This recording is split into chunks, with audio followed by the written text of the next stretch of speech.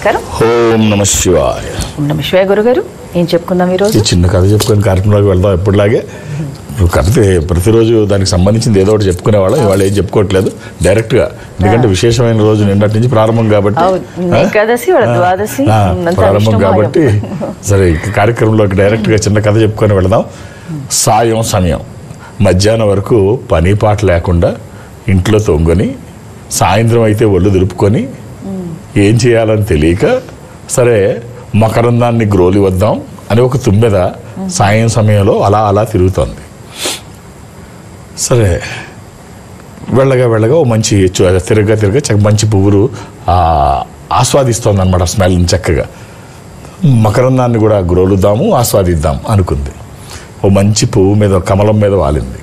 ఆ కమలం లోపలికి వెళ్ళి ఆ మకరందాన్ని ఆస్వాదిస్తోంది, ఆ టేస్ట్ని ఎంజాయ్ చేస్తోంది. బాగుంది. సాయం సమయం కొంచెం కొంచెంగా సంధ్య వారుతోంది. సంధ్య వారుతుంటే మళ్ళీ వెళ్ళొచ్చు సమయం ఉంది, ఇంకొందులే సమయం, ఇంకాసేపు ఎంజాయ్ చేద్దాం. సరే ఇంకా కొద్దిసేపు అయ్యేటప్పటికి ఆ కమలం మూతపడిపోయింది. అంటే దానికి ఒరిజినల్గా అంతే కదా, సూర్యాస్తం అయితే అది ముడుచుకుపోతుంది.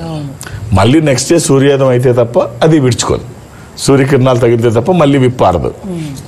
అర్రే లోపల ఉండిపోయాను, నేను చూసుకోలేదు, మళ్ళీ కాసేపు అనుకొని అది మోసుకుపోయే వరకు కూడా నేను బయటికి వెళ్ళలేదు.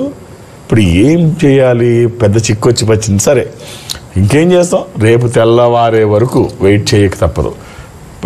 గంటలు లెక్కేసుకొని, నిమిషాలు లెక్కేసుకొని ఇంకా కాసేపటికి గంటకి 2 తెల్లారుతుంది. ఇలా అనుకునేటప్పటికి మధ్యలో ఒక ఏనుగు గుడి దగ్గరికి ఏనుగు బయలుదేరింది. ఈ కమలం అందులో కనిపిస్తోంది, వికసిస్తోంది నీటిలో. గుడిగా ఏనుగుకి నీళ్లు చూడంగానే ఎక్కడ లేని ఆనందం వస్తుంది కదా, ఆ ఒక్కసారి ఉత్సాహంతో ఏనుగు చేసింది, నీళ్ళ దగ్గరికి పరిగెత్తింది. ఇది చూస్తే కమలాలు ఇక్కడ అడ్డంగా ఉన్నాయి. తొండంతో పీగేసి అక్కడికి దూరంగా పాడేసింది. ఎంతసేపు ఇవన్నీ తొండానికి పట్టుకుంటే టైం తీసుకుంటుందా, తీసేసి ఇసిరి కొడితే ఎక్కడికో గిరాటేస్తే ఎక్కడికో వెళ్ళిపడింది.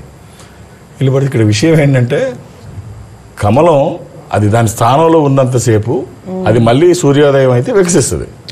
ఎప్పుడైతే స్థానభ్రంశమైందో అది దాని మామూలుగా అది వాడిపోతుంది, ఇంకా వికసించడం ఉండదు, అలా వాడిపోతుంది తప్ప వికసించడం ఉండదు. అక్కడ పడింది. ఇది ఓపెన్ అవుద్ది అనుకుంటే ఓపెన్ అవ్వలేదు సరికదా, ఆఖరికి ప్రాణాలే దాంట్లో పోయాయి. సరే కట్ చేస్తే చాలామంది వచ్చిన అవకాశం ఉపయోగించుకోకుండా ఇంకా సమయం ఉంది అని వచ్చిన అవకాశాలు వదులుకొని ప్రాణాంతకం అయ్యే వరకు ఆ తాత్కాలిక ప్రయోజనాలు వలలో, తాత్కాలిక టెంపరీ ఎంజాయ్మెంట్ వలలో జీవితాన్ని పాడు చేసుకునే వాళ్ళు చాలామంది ఉన్నారు. ఏదో చిన్న కథ కావచ్చు, పరమాచార్యులు వారు చెప్పిన ఒక మంచి కథ, కాంచీపీఠం చిన్నస్వామి గారు చెప్పిన ఓ మంచి కథ. సో ఇది చిన్న కథే కావచ్చు, కానీ నిత్య జీవితంలో ఇది చాలా అవసరం.